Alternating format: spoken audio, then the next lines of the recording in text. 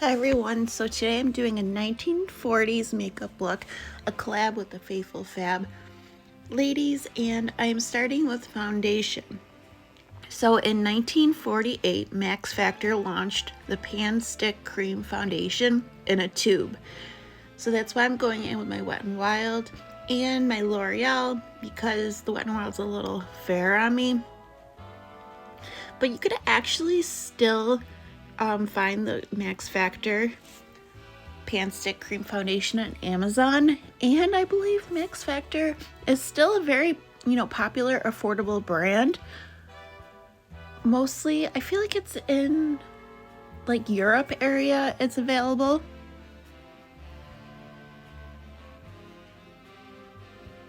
But yeah, I just blended it with my finger and a wet sponge. They didn't have a beauty blender, but they would use a wet sponge and their fingers to help blend out the product.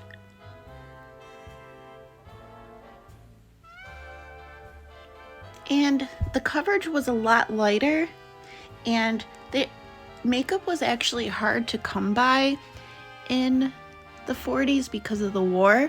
But for powder, I chose to use a pressed powder, even though loose powder was still very popular, because the ladies would carry around their compacts. It was more acceptable to, touch up your face in public.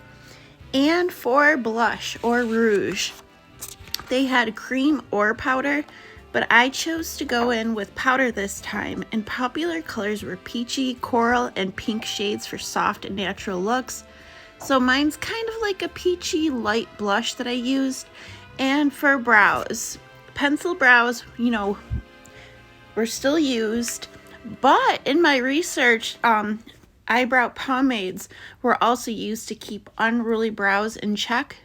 I don't have a brow pencil currently, so that's why I'm using my Anastasia brow pomade. And actually, in the 40s, brows were fuller than the 30s and the 20s, but they were well groomed. So that's kind of nice for me because I do have fuller brows.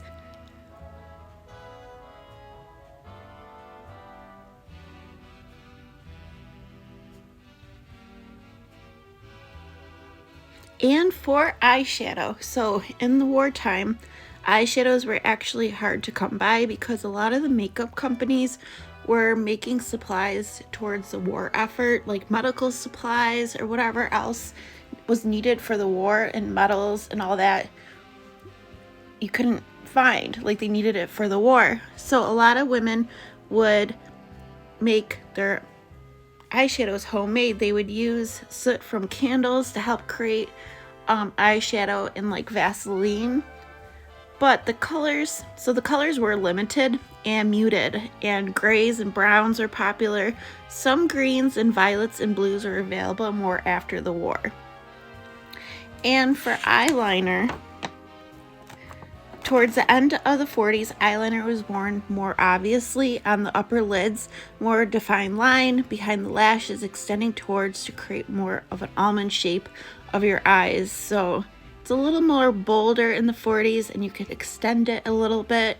Not like the wing we have today, but they were trying to create, more of that doe eye appearance.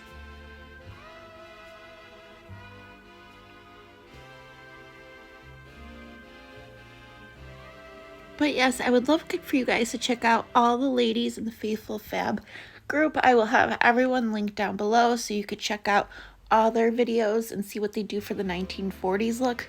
So far we've done the 20s and the 30s, and all year, every month, we're gonna do a new decade.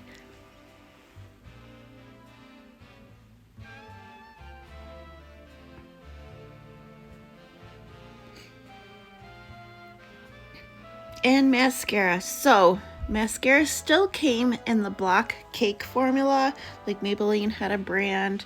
The colors were blacks, brown, and blue.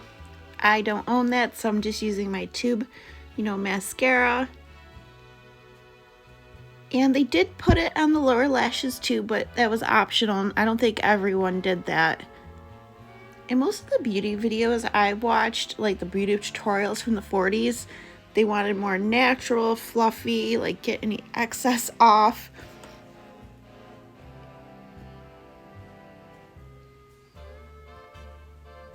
And for lips, so red was the color. Like red companies were producing all kinds of red lipsticks. They would have names like Victory Red or like Patriotic Red, because apparently Hitler did not like makeup and did not like red lips. So I know the US and over in England, they were producing a lot of red lipsticks, and that's what everyone would wear to promote, you know, support their troops.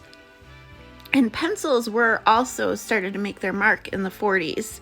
And the shades for the red, they would have like either blue base red or brown base red or even orange base red. I tried to find a blue base, and they would also use a lip brush to help define their lips and create like a hunter bow effect.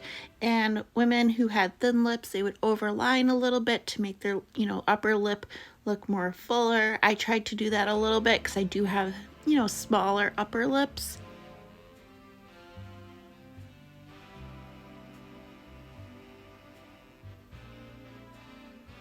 But that is it, guys. I really enjoyed the way this look turned out. My skin is very fresh, very natural. I just think it looks very pretty, and I love the pop of red. I'm very happy. Thanks.